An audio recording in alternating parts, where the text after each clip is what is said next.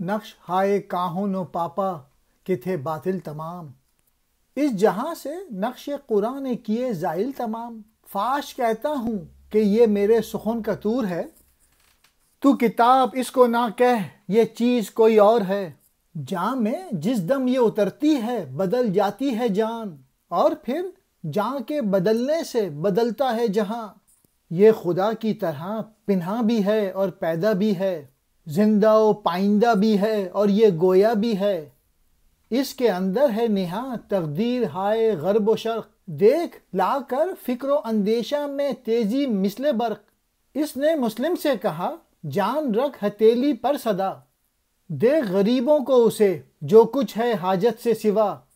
تو نے دنیا میں بنایا شرع و آئین دیگر، اس پہ قرآن مبین کی روشنی میں فکر کر، تاکہ تجھ کو ہو خبر کیا ہے بیم و زیر حیات، تو سمجھ جائے کسے کہتے ہیں تقدیر حیات۔ ان اشعار میں قرآن مجید کی عظمت کو بیان کیا گیا ہے۔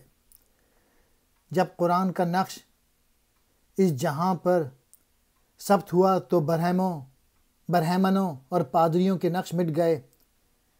میرے دل میں جو کچھ پوشیدہ ہے وہ میں واضح طور پہ بیان کرتا ہوں، اور وہ یہ کہ یہ قرآن کوئی کتاب نہیں، کچھ اور ہی چیز ہے۔ جب یہ قرآن روح میں سما جاتا ہے تو جان روح کچھ اور ہے، اور جب جان کچھ اور ہو جاتی ہے تو دنیا بھی کچھ اور ہو جاتی ہے، یعنی جب جان بدل جاتی ہے تو جہاں بدل جاتا ہے۔ حق کی مانند یہ قرآن کریم چھپا ہوا بھی ہے اور ظاہر بھی ہے، یہ زندہ ہمیشہ رہنے والا یعنی لافانی اور بولنے والا ہے۔ اس کے اندر مشرق و مغرب کی تقدیریں پنہاں ہیں، چھپی ہوئی ہیں۔ تو اس کو سمجھ کر پڑھ کر اپنے لیے خود میں بجلی کی تیزی اور فکر پیدا کر۔ قرآن کریم ملت سے یہ کہتا ہے کہ تم اپنی جان ہتھیلی پہ رکھ لو، اور جو کچھ تمہاری ضرورت سے زیادہ ہے اسے دوسروں یعنی مفلسوں کو دے دو۔